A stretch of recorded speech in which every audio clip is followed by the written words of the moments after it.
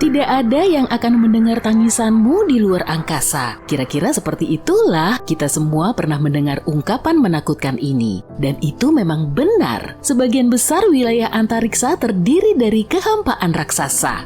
Ada banyak sekali ruang di luar angkasa, tapi ini bukan berarti tidak ada suara di luar angkasa. Malahan ada banyak suara dan beberapa di antaranya bahkan bisa membuatmu gemetar. Yuk kita simak suara-suara luar angkasa paling menakutkan. Oke, pertama-tama bagaimana sih suara kosmik bisa terekam? Suara hanyalah getaran molekul saat berteriak, molekul-molekul saling mendorong dengan keras hingga mencapai telinga orang yang kamu teriaki. Kemudian getaran ini dikirim ke otak dan kita mengartikannya sebagai sesuatu yang mungkin membuatmu perlu meminta maaf. Dengan kata lain, untuk mendengar sesuatu kita butuh molekul. Dan disitulah masalahnya, tidak ada satupun molekul di luar angkasa. Seluruh alam semesta hampir sepenuhnya terdiri dari ruang vakum, bukan vakum cleaner, tapi kehampaan mutlak. Meski begitu, para ilmuwan NASA masih bisa merekam suara luar angkasa. Kok bisa? Begini, ada beberapa jenis gelombang yang tidak peduli dengan molekul. Kita manusia biasa tidak bisa merasakannya tanpa alat khusus. Gelombang ini meliputi gelombang radio. Kita memerlukan radio atau alat lain untuk mendengarnya, dan itulah yang dilakukan oleh satelit-satelit NASA. Mereka menangkap berbagai gelombang radio. Berkat bantuan satelit-satelit ini, kita bisa tahu betapa berbedanya suara benda-benda langit. Satelit-satelit ini merekam berbagai macam gelombang, fluktuasi plasma, medan magnet, dan hal-hal lainnya. Kemudian para ilmuwan NASA mengubah semua itu menjadi rekaman audio biasa. Dan beberapa di antaranya terdengar lumayan menakutkan. Kita ambil contoh medan magnet. Medan magnet mengelilingi planet kita seperti perisai tak kasat mata, melindungi kita dari segala hal buruk seperti radiasi atau angin surya. Pada saat yang sama, kita tidak bisa melihatnya, merasakannya, atau mendengarnya. Ups, untuk yang terakhir sudah tidak berlaku lagi ya. Para ilmuwan dari Technical University of Denmark mengambil gelombang magnetik yang direkam oleh satelit ESA Swarm dan mengubahnya menjadi bentuk audio dan mendapatkan hasil yang cukup menyeramkan. Jujur aja, ini lebih mirip entitas menakutkan yang menguntitmu di tengah malam. Kalau kamu ingat peta medan magnet bumi, suaranya akan terasa seperti laba-laba yang merayap di dekatmu. Duh, dan ini bukan suara aneh pertama yang berhasil direkam di bumi. Baru-baru ini kita menangkap emisi radio aneh lain dari luar angkasa. Para ilmuwan mendeteksi bahwa sinyal yang berulang-ulang itu berasal dari suatu tempat yang sangat jauh, miliaran tahun cahaya dari bumi. Ledakan radio cepat seperti itu biasanya berlangsung tidak lebih dari beberapa milidetik, tapi yang satu ini unik, ledakan ini berlangsung sekitar 3 detik. Artinya ribuan kali lebih lama dari biasanya. Dan pada saat yang sama, sinyalnya sangat presisi sampai-sampai para ilmuwan membandingkannya dengan detak jantung. Para ilmuwan percaya sinyal ini disebabkan oleh pulsar atau bintang neutron. Dulu Nikola Tesla pernah menangkap hal serupa, tapi sayangnya pada masa ini kita belum tahu tentang hal-hal seperti pulsar. Jadi Tesla yakin bahwa dia telah menerima pesan dari makhluk luar angkasa. Sayang sekali kebenarannya ternyata jauh lebih membosankan. Yuk kita beralih dari bumi ke bulan. Pada tahun 1969, para astronot misi Apollo 10, pesawat antariksa yang melakukan uji coba terakhir ke bulan, terbang melintasi permukaan bulan. Dan kemudian mereka menangkap sinyal-sinyal aneh yang berasal dari sisi gelap bulan. Sisi itu tidak pernah kita lihat karena bulan terkunci pasang surut terhadap bumi. Suara itu sangat aneh sehingga para astronot tidak yakin apakah mereka harus melaporkannya kepada NASA. Mereka takut tidak akan ditanggapi serius dan bahkan mungkin tidak diizinkan untuk ikut dalam misi luar angkasa berikutnya. Seperti inilah suaranya. Tapi menurut NASA, itu sama sekali bukan musik luar angkasa yang menyeramkan. Itu mungkin hanya gelombang radio yang saling mempengaruhi satu sama lain karena jaraknya yang berdekatan. Tapi para astronot yang pertama mendengarnya mungkin merasa sedikit ngeri. Kita lanjut ke planet lain. 40 tahun lalu, para ilmuwan secara aktif menjelajahi permukaan Venus. Mereka mengirim sebanyak 10 wahana tanpa awak ke sana yang diharapkan bisa menangkap rekaman audio dan video dari permukaannya. Sekarang kita tahu seperti apa suara Venus yang dapat dengan mudah menghancurkan kita jika kita mendekatinya. Mengerikan! Dan itu bukan hal yang mengejutkan dari planet paling berbahaya di tata surya ini. Sayangnya, Venus bahkan lebih toksik daripada rata-rata pengguna Twitter. Jadi wahana ini tidak bertahan lama. Wahana-wahana itu tiba dengan heroik di planet ini dan langsung rusak. Berikutnya adalah Jupiter. Raksasa luar angkasa yang 11 kali lebih besar dari bumi ini selalu berhasil menakuti kita. Salah satu wahana tanpa awak milik NASA, Juno, terbang mengelilingi Jupiter setiap beberapa minggu sekali. Wahana ini bergerak dengan kecepatan yang luar biasa, yaitu sekitar 209.000 km per jam. Suatu ketika, Juno menangkap salah satu sinyal tak kasat mata terkuat yang pernah ditemuinya. Ini adalah titik di mana angin surya yang dahsyat bertabrakan dengan medan magnet Jupiter. Suara itu terdengar seperti dentuman kosmik. Suara aslinya berdurasi 2 jam, tapi diringkas menjadi beberapa detik. Suara itu terdengar mirip deburan ombak yang menghantam batu karang.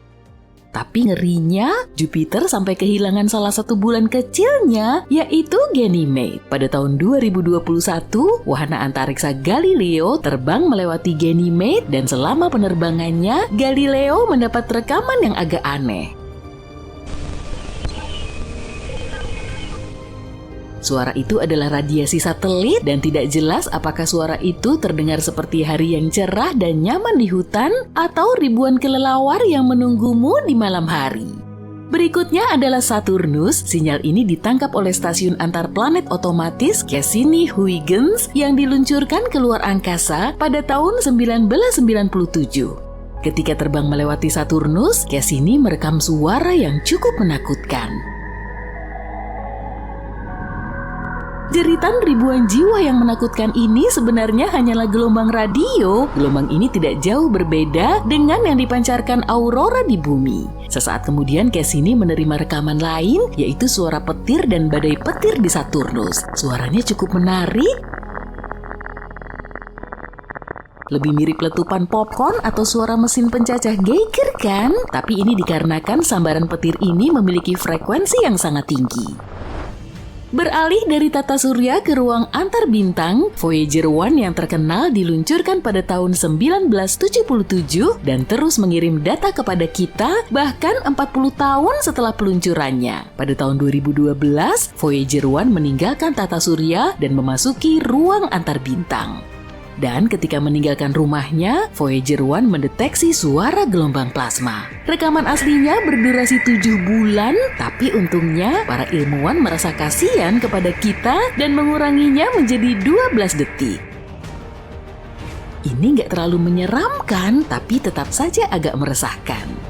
Meskipun sepertinya tidak ada yang bisa mengalahkan kengerian Saturnus, mari kita akhiri bahasan ini dengan salah satu objek paling menakutkan di alam semesta, yaitu lubang hitam. Suara ini direkam oleh teleskop antariksa Chandra. Saat mempelajari gugusan galaksi di rasi bintang Perseus, ilmuwan menemukan sesuatu yang aneh. Ada gerakan bergelombang yang muncul dari pusat gugusan. Gerakan itu menyebar ke segala arah seperti lingkaran-lingkaran di atas air. Para ilmuwan menduga ini disebabkan oleh lubang hitam supermasif.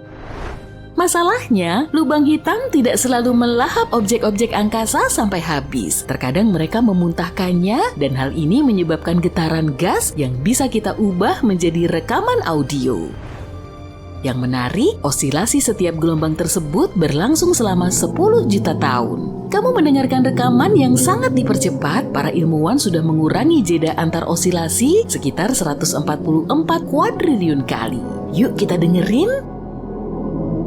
Ini mungkin suara paling menyeramkan dari semuanya. Tidak terlalu keras atau bising, tapi ada sesuatu yang mencekam dan meresahkan. Demikianlah suara-suara luar angkasa paling menakutkan yang berhasil ditangkap NASA. Sejujurnya, sebagian besar dari suara-suara itu terdengar menyeramkan karena merupakan gelombang radio. Tapi seru juga ya kalau sesekali kita merasakan ngeri.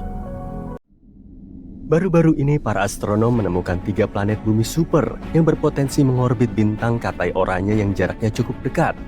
Istilah bumi super digunakan untuk menggambarkan planet di luar tata surya yang masanya lebih besar daripada massa bumi, tapi masanya di bawah massa planet es raksasa di tata surya, Uranus dan Neptunus. Sweta Dalal dari University of Exeter menemukan bahwa planet-planet tersebut mengorbit bintang HD 48498 yang jaraknya sekitar 55 tahun cahaya dari bumi. Planet-planet tersebut mengitari bintangnya masing-masing dalam waktu 7, 38, dan 151 hari bumi. Studi menjelaskan temuan ini muncul di jurnal MNRAS pada tanggal 24 Juni 2024. Yang paling keren, kandidat eksoplanet terluar ini mengorbit di zona Like-Huni bintang induknya. Kondisi di sana mungkin cukup nyaman untuk keberadaan air dalam wujud cair di permukaan tanpa mendidih atau membeku. Daerah Like-Huni di sekeliling bintang juga dikenal sebagai zona Goldilocks dan diyakini ideal untuk mendukung kehidupan. Alasan lain kenapa penemuan ini sangat penting adalah karena bintang induk Oranye itu mirip matahari. Tapi karena bintang ini Katai Oranye, maka radiasi yang dipancarkannya lebih sedikit daripada bintang Katai Kuning.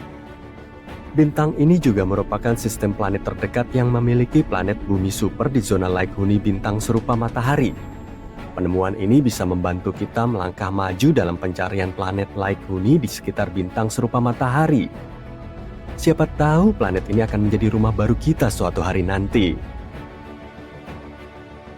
Bumi superpotensial ini terdeteksi berkat program pencarian planet terbaru, HARPS N. Selama 1 dekade, tim yang terlibat dalam penelitian ini telah mengumpulkan hampir 190 pengukuran presisi tinggi dengan menggunakan peralatan khusus. Dengan menganalisa spektrum cahaya yang datang dari sebuah bintang, para astronom bisa mengetahui apakah bintang tersebut bergerak ke arah kita yang dikenal dengan nama blue shift atau menjauhi kita yang disebut red shift. Dan untuk memastikan bahwa temuan mereka benar, tim menggunakan berbagai metode dan analisis komparatif. Semuanya mengukuhkan kesimpulan mereka. Memang ada 3 kandidat planet dengan massa minimum berkisar antara 5 sampai 11 kali massa planet tempat tinggal kita. Tim juga meyakini kalau kedekatan jarak dengan bintang dan orbit planet terluar yang menguntungkan membuat sistem ini jadi target yang tepat untuk penelitian di masa depan. Semoga saja penelitian lebih lanjut akan membuka pintu baru bagi pemahaman kita akan sistem keplanetan dan potensi kehidupan di luar tata surya. Para ilmuwan telah menemukan lebih dari 5.000 eksoplanet, planet di luar tata surya, sejak planet pertama yang dikonfirmasi mengorbit bintang serupa matahari pada tahun 1995. Untuk menemukan planet-planet jauh tersebut, para astronom menggunakan peralatan yang berbeda, seperti teleskop ruang angkasa Kepler milik NASA yang diluncurkan pada tahun 2009 yang memiliki misi untuk menemukan sebanyak mungkin planet serupa bumi yang berada di galaksi Bima Sakti. Tapi ini bukan satu-satunya instrumen yang digunakan untuk mencari eksoplanet. Nah, sekarang mari kita lihat planet-planet yang paling menarik dan menjanjikan. Gliese 667cc hanya berjarak 22 tahun cahaya dari bumi. Meskipun tampak dekat, jaraknya masih sekitar 206 triliun kilometer dari kita. Massa planet ini sekitar 3,8 massa bumi dan menyelesaikan satu orbit mengelilingi bintang induknya dalam waktu 28 hari. Dengan kata lain, 1 tahun di planet mirip bumi itu 13 kali lebih singkat daripada 1 tahun di bumi. Untungnya, bintang tersebut merupakan bintang Katai merah yang dingin, jadi kemungkinan besar eksoplanet tersebut berada di zona Like-Huni. Tapi masih ada kemungkinan planet ini akan terpanggang secara teratur oleh flare yang berasal dari bintang induknya. Tentu saja hal ini tidak menyenangkan. Kepler 22b berada lebih jauh dari planet sebelumnya, yaitu lebih dari 600 tahun cahaya dari bumi. Ini merupakan planet Kepler pertama yang ditemukan di zona Like-Huni bintang induknya. Planet ini lebih besar dari bumi, sekitar 2,4 kali ukuran bumi. Sayangnya, kita masih belum tahu apakah planet ini berbatu, cair, atau gas. Orbit Kepler 22b mirip dengan orbit bumi. Planet ini membutuhkan waktu 209 hari untuk mengitari bintang kelas G, bintang yang mirip matahari. Tapi bintang ini lebih kecil dan lebih dingin daripada bintang kita. Satu lagi planet Kepler. Kali ini planet Kepler 69c. Planet ini berada pada jarak 2700 tahun cahaya dari bumi. Planet ini juga hampir 70% lebih besar dari bumi. Para peneliti tidak tahu apa-apa tentang komposisinya, tapi mereka menemukan bahwa planet ini membutuhkan waktu 242 hari untuk menyelesaikan satu kali orbit. Hal ini membuat posisinya dalam sistem tata surya seperti Venus di tata surya. Di saat yang sama, planet ini mungkin lebih ramah daripada Venus, karena bintang induknya tidak terlalu bercahaya, yaitu 80% dari matahari. TOI 733b adalah planet yang baru saja kita kenal. Ia ditemukan pada tahun 2023. Planet ini berada di luar sana, berjarak 245 tahun cahaya dari bumi, dan hanya membutuhkan waktu 4,9 hari bumi untuk menyelesaikan satu kali putaran mengelilingi bintangnya. Tapi hal yang paling menarik dari planet ini adalah kemungkinan adanya lautan yang sangat luas. Menurut para ilmuwan, planet ini kemungkinan besar diselimuti oleh air. Apakah itu berarti ada kehidupan di bumi super ini? Hanya waktu yang bisa menjawabnya. GJ 1214b terletak 40 tahun cahaya dari bumi. Planet ini merupakan bumi super, berdiameter hampir 3 kali lebih besar dan 8 kali lebih berat dari bumi kita. Planet ini mengorbit bintang katai merahnya lebih cepat dari kecepatan kalian menonton serial favorit kalian, menyelesaikan satu putaran penuh setiap 38 jam. Tapi bukan hanya ukuran atau orbitnya saja yang membuat planet ini luar biasa. Di sana cukup panas, dengan suhu yang bisa mencapai 232 derajat Celcius. Tapi yang paling keren adalah planet ini hampir tenggelam dalam air.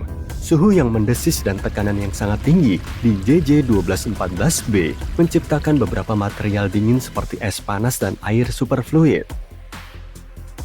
Superfluiditas adalah sesuatu yang terjadi pada helium cair ketika ia hampir sedingin mungkin.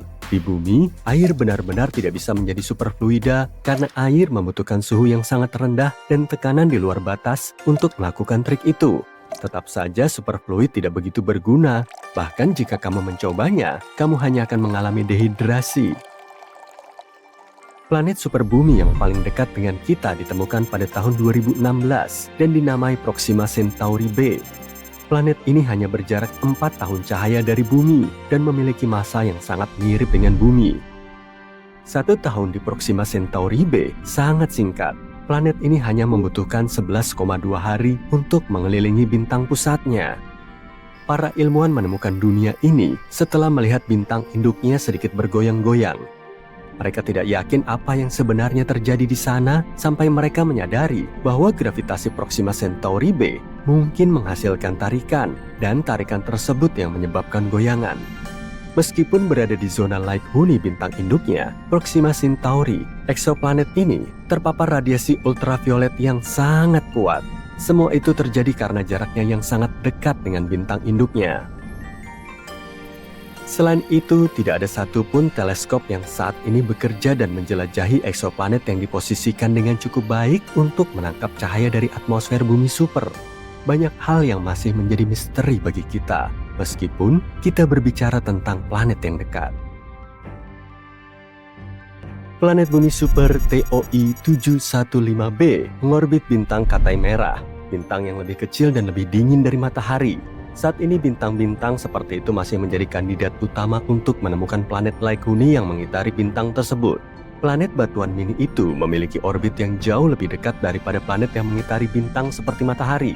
Karena Katai Merah itu kecil dan dingin, planet-planet itu tidak memiliki risiko apapun ketika mengitari bintang lebih dekat.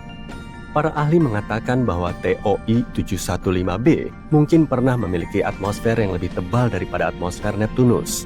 Dan saat ini planet ini mungkin sedang berada dalam masa transisi di mana ia kehilangan atmosfernya. Untuk memastikan dugaan ini, para ilmuwan perlu melakukan penelitian lebih lanjut dan mungkin akhirnya mereka bisa mengetahui apakah planet ini merupakan planet berair dan memiliki permukaan. Kita mungkin semakin dekat untuk menemukan planet es yang masih di luar orbit Neptunus. Maaf, Pluto bukan kamu.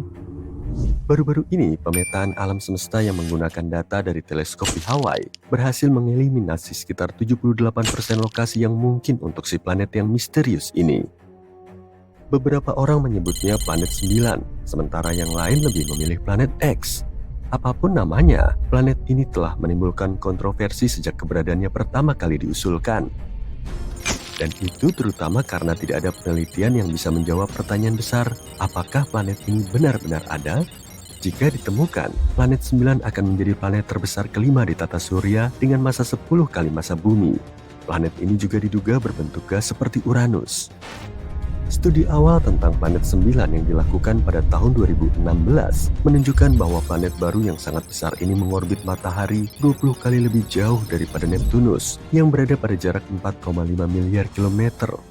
Akibatnya, planet 9 akan membutuhkan waktu antara 10.000 hingga 20.000 tahun untuk menyelesaikan satu kali orbit mengelilingi matahari. Jika dikonfirmasi, planet yang belum ditemukan ini akan mendominasi wilayah yang lebih besar daripada planet lain yang sudah diketahui di lingkungan kosmik kita. Ini semua adalah hipotesis yang menarik, tapi tanpa satupun bukti atau observasi yang mendukungnya. Sebelum menganggapnya sebagai tebakan liar, penting untuk dicatat bahwa para peneliti ini mengandalkan pemodelan matematika yang rumit dan simulasi komputer untuk berspekulasi tentang karakteristik planet ini, karena itulah yang mereka lakukan. Kehadiran hipotetis planet ini akan menjelaskan berbagai fitur misterius yang berada di luar Neptunus. Secara khusus, kita berbicara tentang sabuk Kuiper, sebuah area berbentuk donat yang sangat besar dan penuh dengan puing-puing es yang tersisa dari pembentukan tata surya, termasuk komet dan planet kerdil seperti Pluto. Yang terjadi adalah keenam objek terjauh di sabuk Kuiper punya orbit elips yang semuanya berorientasi pada arah yang sama di dalam ruang angkasa dan miring sekitar 30 derajat ke bawah relatif terhadap bidang orbit ke-8 planet yang telah diketahui.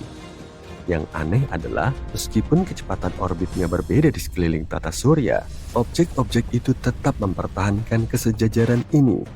Kemungkinan kesejajaran seperti itu terjadi secara acak sangatlah kecil, sekitar 0,007%. Jadi inilah planet 9, sebuah benda langit masif hipotetis yang menawarkan penjelasan masuk akal untuk fenomena aneh ini, yang berpotensi memberikan pengaruh gravitasi untuk membentuk orbit-orbit ini. Teori awal tidak bertahan lama menghadapi tuduhan bias pengamatan dan kesalahan perhitungan. Kemudian pada tahun 2017, sebuah penelitian lain muncul, memicu kembali gagasan bahwa mungkin planet 9 ada di luar sana. Kali ini, para astronom Spanyol mencoba pendekatan baru dengan fokus mengamati objek Trans-Neptunus yang ekstrim. Benda-benda langit ini mengorbit matahari dalam lintasan elips yang sangat panjang dengan jarak rata-rata lebih dari 22 miliar kilometer. Hasil penelitian menunjukkan kalau jarak antara titik-titik objek-objek tersebut dengan matahari bisa memberi petunjuk lokasi planet 9.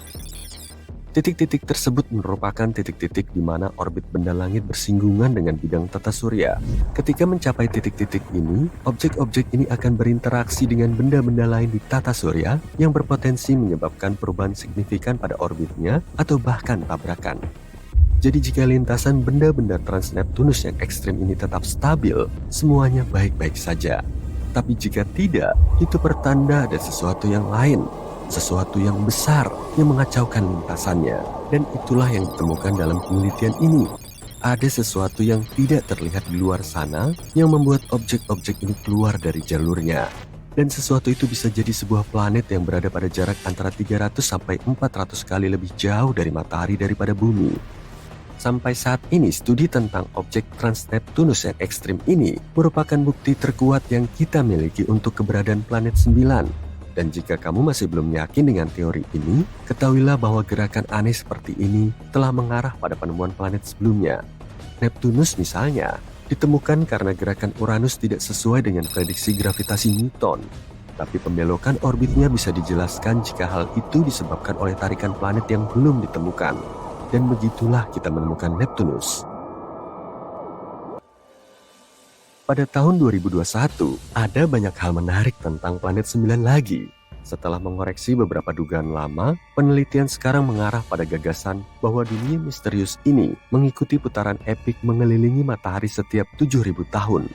Ini merupakan berita besar, karena artinya planet ini mungkin lebih dekat dari yang kita duga sebelumnya, sehingga memudahkan teleskop-teleskop kita untuk menemukannya.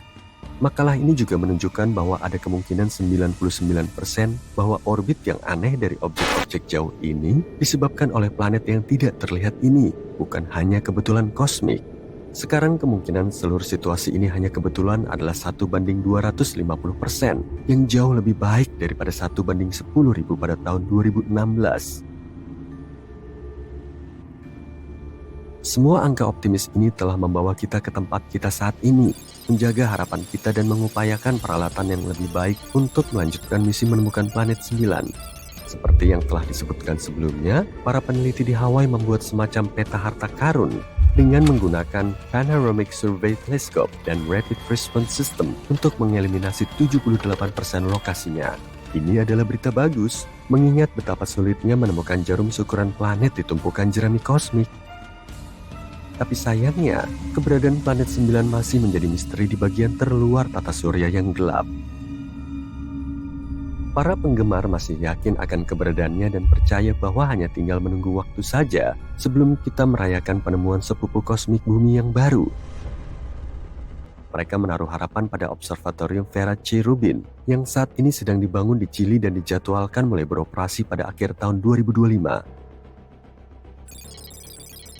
Selama 10 tahun, observatorium ini akan memindai seluruh langit belahan bumi selatan setiap beberapa malam dengan teleskop 8 meter yang bergerak cepat dan dilengkapi dengan kamera digital terbesar di dunia.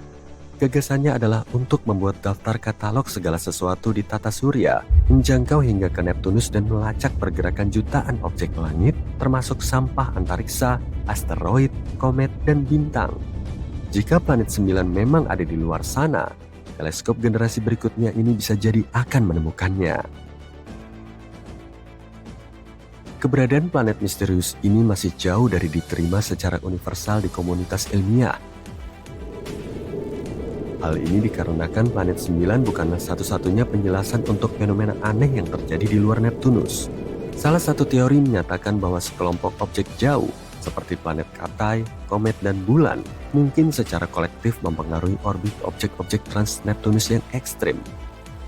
Sebagian lagi percaya kalau lubang hitam ada di balik semua ini. Massa yang termampatkan ini merupakan salah satu objek terpadat di alam semesta yang berpotensi mampu mempengaruhi orbit massa lainnya, seperti yang diyakini pada si hantu alias planet 9. Perspektif lain yang lebih berani menunjukkan bahwa pemahaman kita saat ini tentang hukum gravitasi memiliki kekurangan, tidak lengkap sebenarnya. Teori yang dikenal sebagai Modified Newtonian Dynamics ini menyatakan bahwa objek-objek es yang jauh itu menunjukkan perilaku aneh bukan karena gangguan dari planet lain, melainkan karena medan gravitasi Bima Sakti yang sangat besar yang mempengaruhinya. Namun, para pendukung teori ini pun mengakui bahwa masih terlalu dini untuk menarik kesimpulan yang pasti dan masih diperlukan penelitian yang lebih luas. Sementara kita terus mencari planet 9, beberapa astronom telah melangkah lebih jauh dengan menduga keberadaan planet 10. Planet ini memiliki massa dan ukuran seperti Mars atau Bumi dan terletak di tepi sabuk Kuiper. Masalahnya jika si terduga planet 10 ini memang sekecil yang diyakini para ilmuwan, ia mungkin tidak memiliki gravitasi yang cukup untuk membersihkan orbitnya dari puing-puing. Dan hal ini mirip dengan apa yang terjadi pada Pluto, yang menjadi salah satu alasan kenapa Pluto mengalami masalah pada tahun 2000-an. Jadi ya, lebih baik jangan terlalu bersemangat.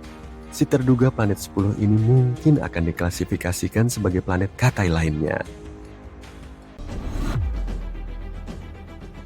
Hey, ada kemungkinan Jurassic World bukan hanya sekedar fantasi loh. Dinosaurus bisa saja benar-benar berjalan, berenang, atau terbang di suatu tempat di luar sana, tapi bukan di bumi.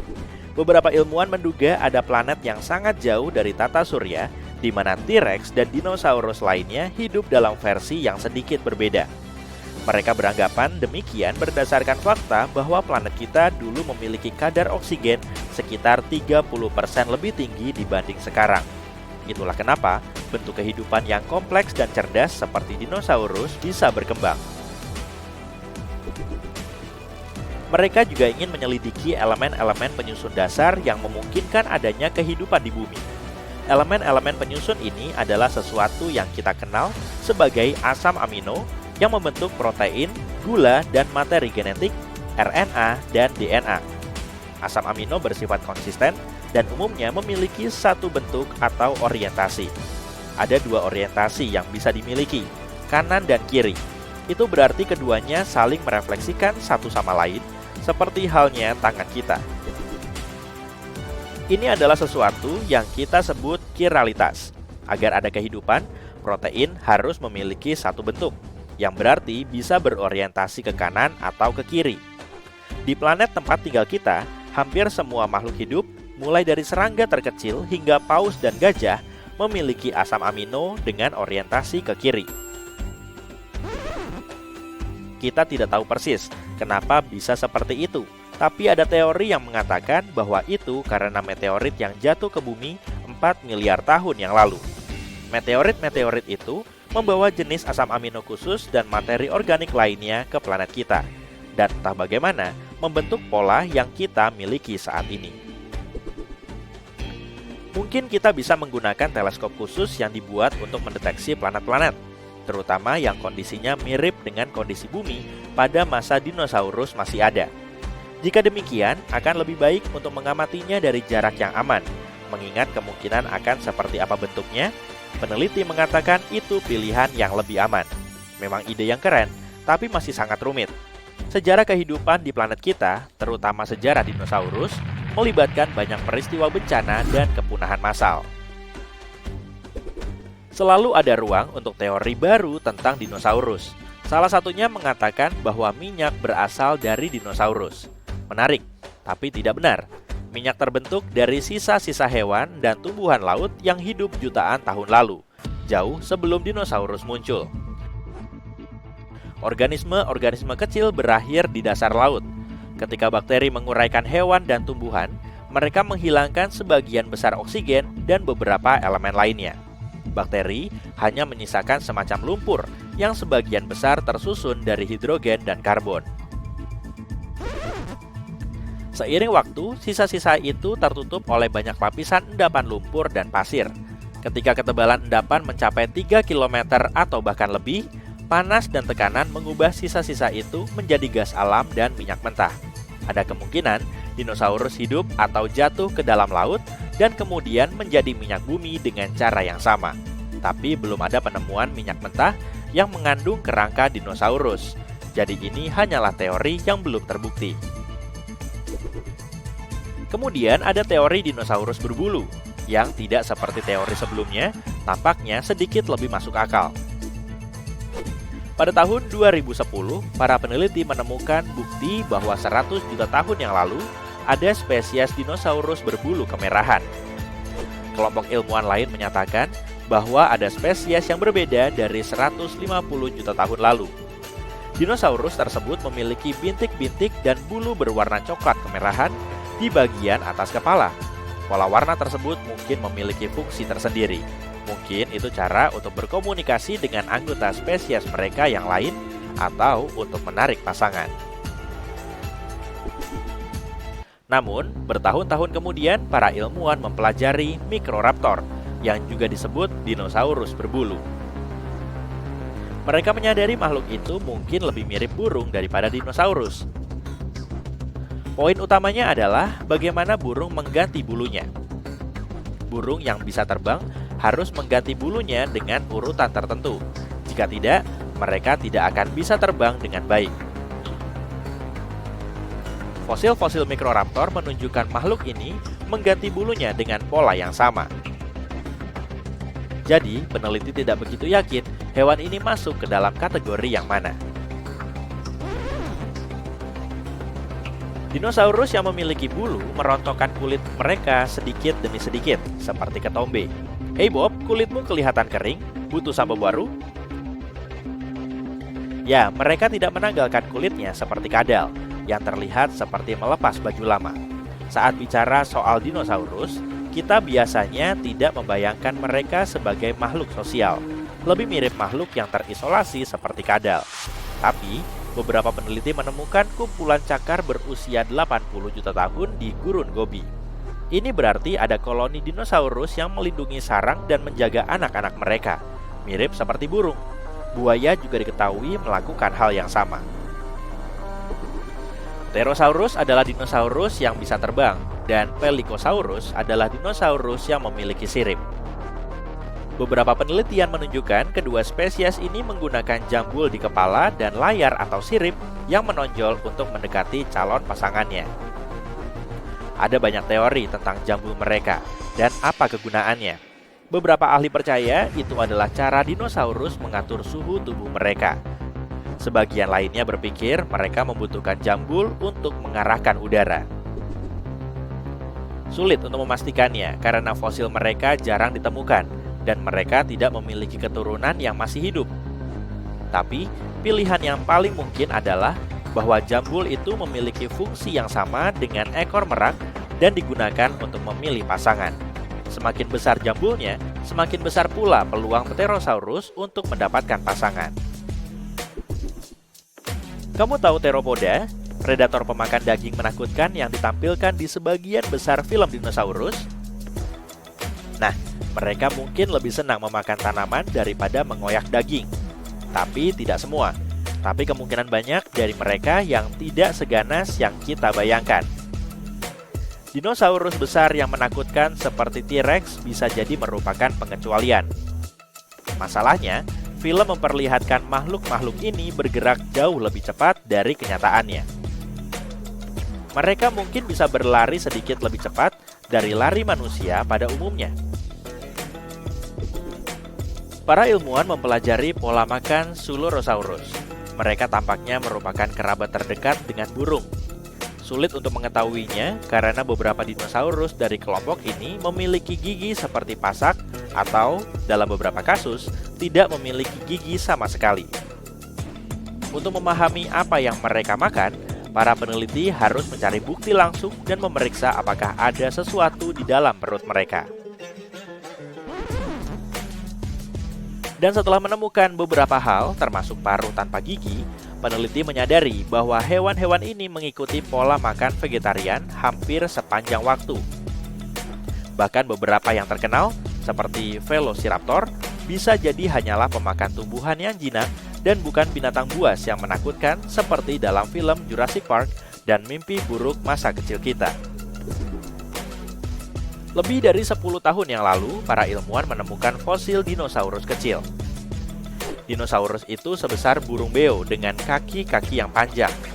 Ia berasal dari keluarga yang memiliki beberapa predator paling terkenal yang kita ketahui, seperti T-Rex dan Velociraptor.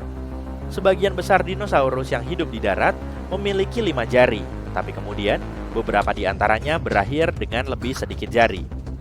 Dinosaurus baru yang mereka temukan ini istimewa karena alih-alih memiliki 3 jari yang lebih umum bagi familinya, ia hanya memiliki 1 jari dengan kuku yang tajam dan melengkung di ujung setiap tungkai depan. Makhluk itu mungkin menggunakan 1 jari ini untuk menggali sarang serangga untuk makan. Meskipun kita semua tahu tentang asteroid yang memusnahkan dinosaurus, ada juga yang memiliki teori lain. Seorang ahli paleontologi bahkan memiliki gagasan bahwa dinosaurus mungkin mengalami kepunahan karena mereka saling memakan satu sama lain. Hal ini terutama terjadi pada nenek moyang predator yang ganas dan menakutkan seperti Tyrannosaurus. Ada kemungkinan mereka memakan begitu banyak telur dinosaurus lain sehingga banyak spesies yang punah. Begitu mereka mulai memakan telur-telur dinosaurus berukuran sangat besar yang kita kenal sebagai Sauropoda, mungkin saja mereka juga mulai tumbuh semakin besar dan tidak ada induk dinosaurus yang bisa menghentikan mereka memakan telur-telurnya karena dia tidak bisa menjaga mereka setiap saat. Ada hewan predator besar lainnya yang memakan telur, bahkan mamalia purba. Tapi bagaimanapun juga, penelitian selanjutnya menunjukkan bahwa dinosaurus tidak mungkin memakan cukup banyak telur untuk menyebabkan kepunahan massal. Dan hanya itu yang bisa aku katakan soal itu. Tata surya kita bisa saja memiliki lebih banyak planet dan kita sudah tahu ke-8 planetnya. Tapi ada planet lain yang mampu bertahan setelah tata surya kita terbentuk sekitar 4,5 miliar tahun yang lalu. Para astronom menggolongkan planet di tata surya ke dalam 3 kategori. Bumi termasuk dalam kategori pertama atau planet dalam yang berbatu-batu. Di situ ada Merkurius, Venus, Bumi dan Mars yang mengelilingi matahari. Keempatnya berada di sabuk asteroid utama yang memisahkan Mars dari Jupiter. Planet bongsor ini masuk dalam kategori kedua. Kategori ini ditempati oleh sekelompok planet luar yang juga dijuluki sebagai raksasa gas, termasuk Jupiter, Saturnus, Uranus, dan Neptunus. Keempat planet ini punya banyak kandungan es dan gas di sekitar intinya yang diyakini berbatu-batu. Kategori ketiga terletak di luar area planet lokal kita, lebih tepatnya di luar Neptunus. Di situ terdapat planet Katai seperti Pluto, Eris, dan Sedna, serta banyak objek luar angkasa lain yang lebih kecil seperti komet. Tapi temuan baru menunjukkan kemungkinan besar ada planet yang masih tersembunyi di kegelapan. Selain planet Katai dan objek luar angkasa kecil, mungkin memang ada planet baru. Berdasarkan model yang dibuat oleh para ilmuwan, tepi tata surya kita pernah punya beberapa planet berbatu seukuran Mars atau Bumi. Lama-kelamaan, planet pengembara berbatu ini berinteraksi dengan medan gravitasi raksasa gas kita yang sangat kuat. Semua planetnya kemudian terpental ke orbit yang jauh hingga keluar dari lingkungan kita. Mungkin nggak ya kalau planet seukuran Mars ini masih tetap ada di luar sana? Para ilmuwan telah bikin simulasi untuk mempelajari kemungkinannya. Menurut 50% kejadian, planet ini akan terlontar keluar angkasa saat berinteraksi dengan gravitasi raksasa gas. 50% sisanya menunjukkan planet pengembara berada di dalam orbit yang juga diikuti sejumlah objek dari sabuk Kuiper. Berarti kita cuma perlu mencarinya. Para astronom telah menemukan planet yang paling terisolasi di alam semesta. Saat itu, mereka sedang nyari bintang Katai coklat di tempat jauh atau bintang gagal yang nggak bisa memancarkan cahaya sendiri karena kurang besar. Bintang yang dilahirkan sudah punya bobot berat sehingga gaya gravitasinya juga kuat. Lalu bintang ini tertarik oleh dirinya dan suhu di dalamnya terus naik hingga akhirnya bisa memancarkan cahaya sendiri. Tapi tim tersebut malah mendeteksi planet pengembara CFDD-SIR2149. Planet ini kurang lebih berumur 50-120 juta tahun dan suhu di permukaannya setinggi 400 derajat Celcius. Kalau dibandingkan dengan suhu bintang, planet ini masih terbilang dingin. Awalnya ilmuwan mengiranya sebagai bintang Katai coklat, tapi umurnya masih sangat muda. Planet tanpa bintang ini melayang-layang di luar angkasa sejauh 130 tahun cahaya dari bumi. Galaksi Bima Sakti kita berdiameter 100.000 tahun cahaya dan termasuk cukup dekat. Planet kesepian ini termasuk raksasa gas berukuran 4-7 kali lebih besar dari Jupiter. Planet ini kemungkinan telah terlempar dari tata suryanya sendiri karena pengaruh gravitasi atau masuk ke orbit planet lain. Bisa juga karena ia telah menjauh dari bintang induknya. Di tepi tata surya kita, jauh di luar Pluto, ada objek luar angkasa seukuran Pluto, tapi sedikit lebih dingin dan jauh lebih padat. Wujudnya mungkin berupa objek besar berbatu-batu yang diselimuti mantel sedingin es. Inilah planet Katai, Eris. Pluto dan Eris sama-sama menempati sabuk Kuiper atau cincin luas berisi objek luar angkasa di luar Neptunus. Sehari di sana berlangsung selama 25,9 jam, agak mirip dengan di bumi. Tapi jarak Eris ke matahari 3 kali lebih jauh dari Pluto ke sang bintang. 1 tahun di sana berlangsung lebih lama, yaitu sekitar 557 tahun di bumi. Permukaan Eris sangat cerah dan dingin. Planet Katai ini juga termasuk objek paling reflektif di tata surya karena bisa memantulkan lebih dari 95% cahaya matahari yang mengenainya. Di area yang lebih jauh lagi, ada Super Saturnus J1407b. Planet yang ukurannya lebih besar dari Jupiter dan Saturnus ini termasuk eksoplanet atau planet yang mengitari bintang induk selain matahari.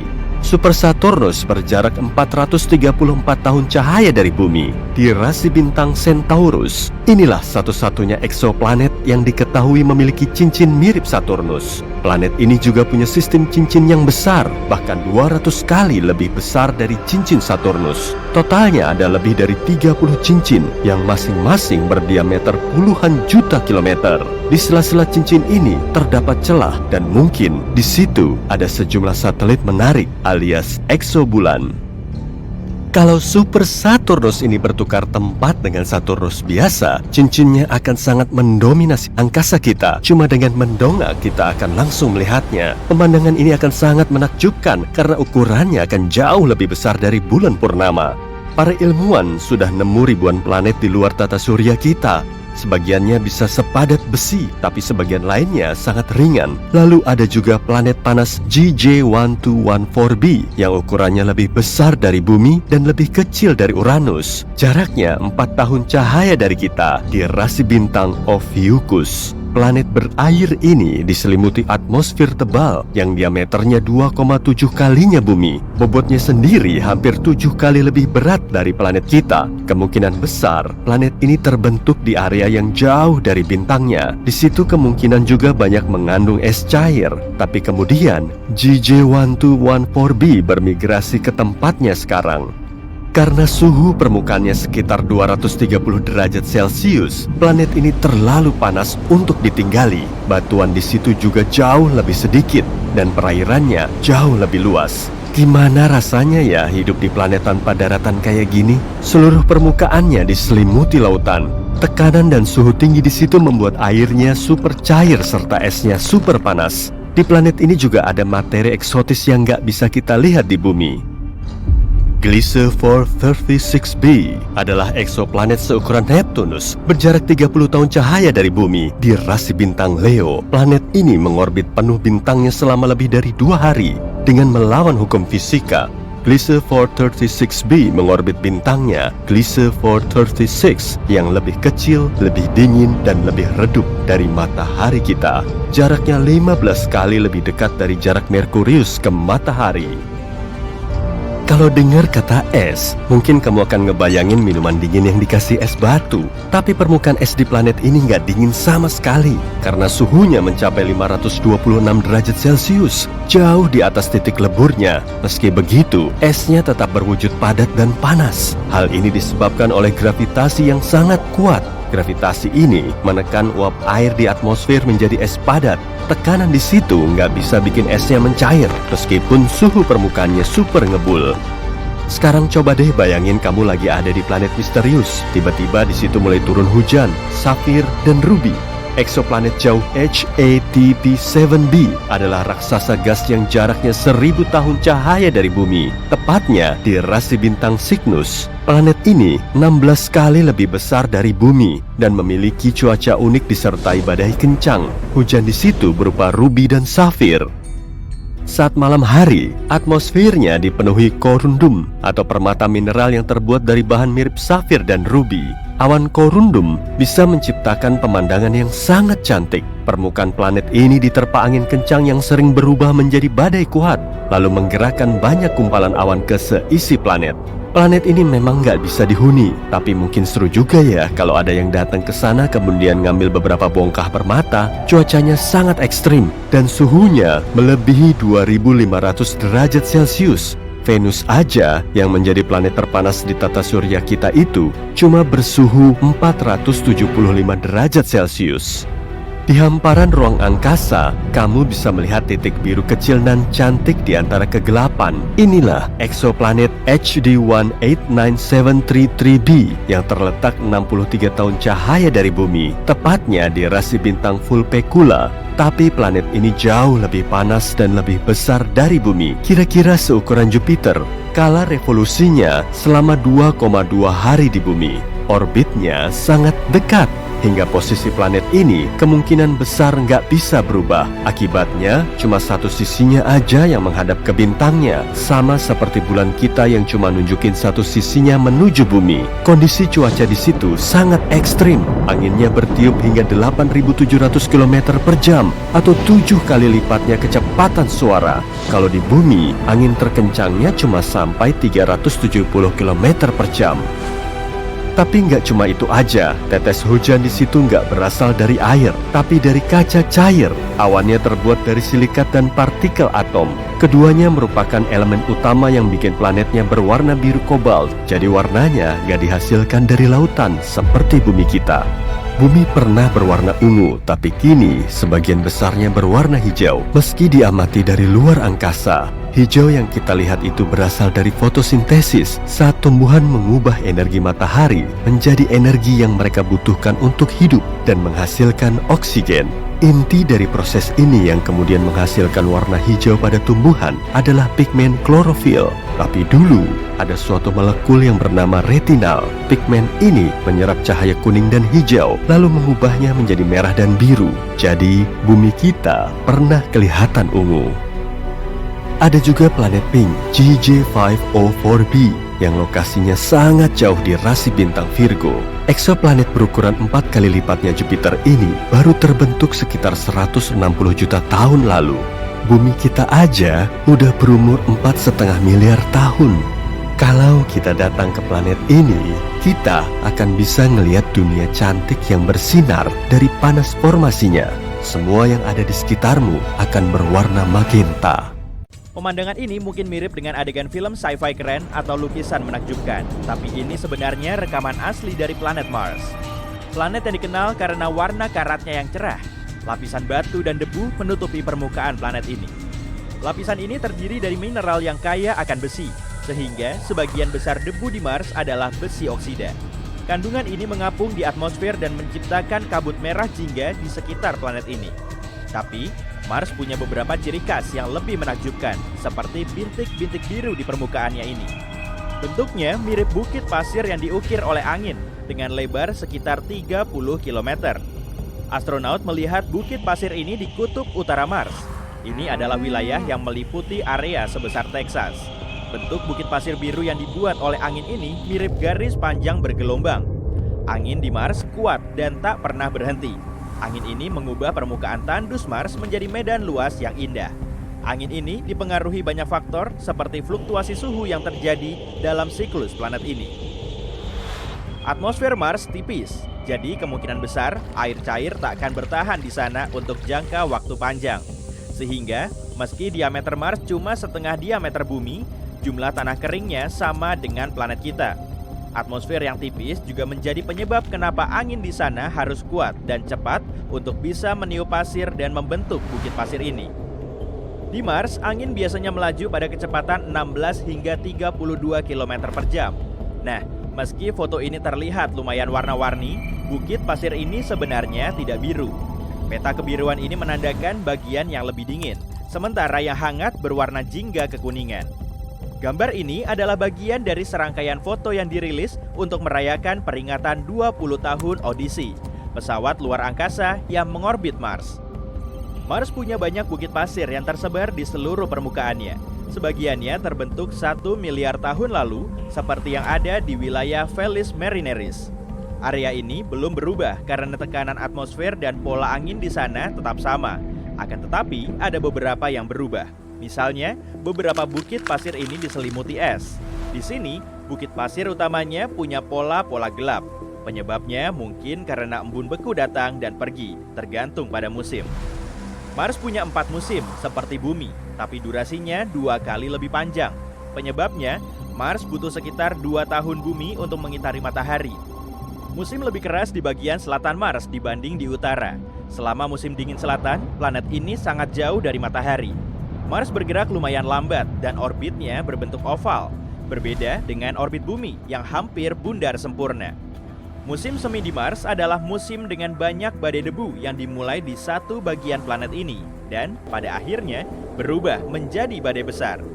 Badai ini menjadi begitu besar hingga bisa menyelimuti seluruh planet. Tiap planet di tata surya kita punya keistimewaannya masing-masing.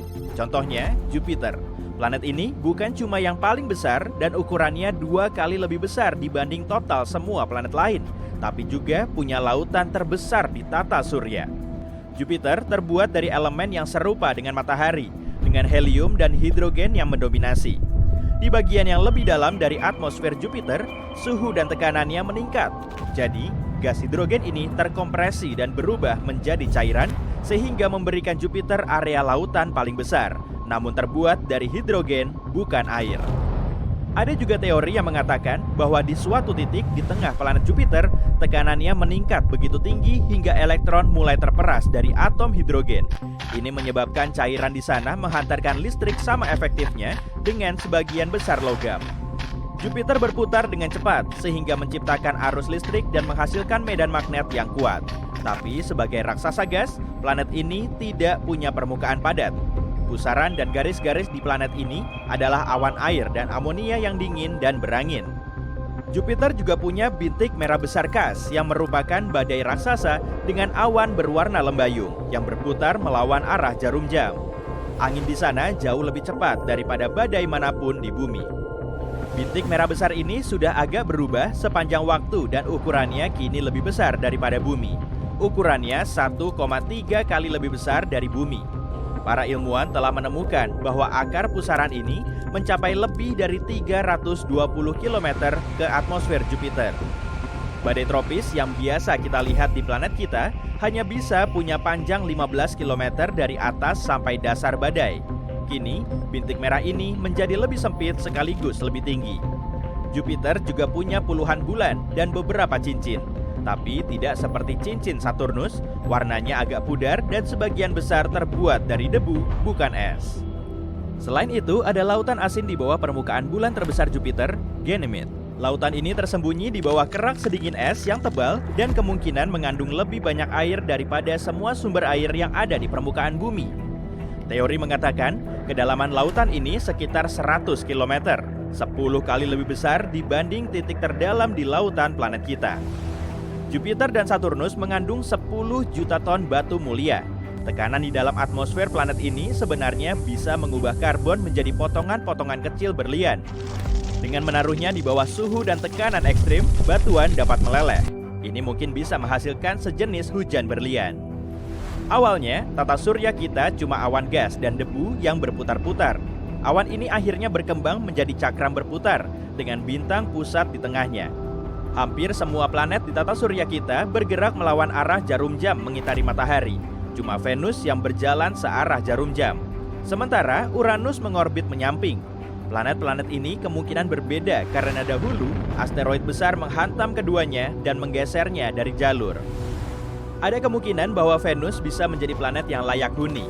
Mungkin bukan dalam kondisinya sekarang, yaitu penuh awan asam sulfat dan tekanan atmosfer yang luar biasa. Gravitasi di sana 90 kali lebih besar daripada bumi. Suhunya juga sangat tinggi, kondisi Venus sangat tidak menguntungkan bagi manusia. Dengan suhu 462 derajat Celcius, Venus lebih panas daripada Merkurius, meski letaknya lebih jauh dari matahari. Ini terjadi karena ada terlalu banyak karbon dioksida di atmosfer Venus. Lapisan ini memerangkap panas yang menyebabkan suhu naik jauh lebih tinggi daripada seharusnya. Tapi simulasi menunjukkan bahwa sekitar 700 juta tahun lalu, Venus mungkin merupakan tempat yang indah dengan suhu sedang dan air cair. Kondisi ini agak mirip dengan yang kita miliki di bumi. Uranus bukanlah raksasa gas, karena sebenarnya terbentuk dari es. Atmosfernya mengandung metana yang membuat planet ini terlihat biru. Ada 27 bulan, 2 pasang cincin, dan banyak es di atmosfernya. Satu hari di Uranus berlangsung 17 jam lebih sedikit. Itu adalah waktu yang dibutuhkan Uranus untuk berputar 1 kali pada porosnya. Tapi kemiringannya sangatlah jelas, hingga biasanya salah satu kutubnya mengarah ke matahari. Itu sebabnya lama siang hari di kutub utaranya mencapai hampir setengah tahun. 1 tahun di Uranus berlangsung selama 84 tahun bumi. Kalau kamu tinggal di Uranus dan lebih dekat ke kutub utaranya, kamu akan bisa melihat matahari di langit selama 42 tahun. Itu adalah musim panas di Uranus. Setelah itu, matahari akan terbenam dan kamu harus menjalani 42 tahun lagi dalam kegelapan. Inilah musim dingin di Uranus. Neptunus adalah raksasa gas terjauh dan terkecil. Gravitasi di planet ini mirip dengan yang ada di bumi. Tapi kamu tak akan bisa berdiri di permukaan Neptunus karena terbuat dari gas, bukan tanah padat. Triton, bulan Neptunus terbesar, mengitari Neptunus dengan cara yang sangat unik. Triton bergerak mundur dibanding bulan Neptunus lainnya. Triton juga perlahan-lahan berputar ke dalam mendekati Neptunus.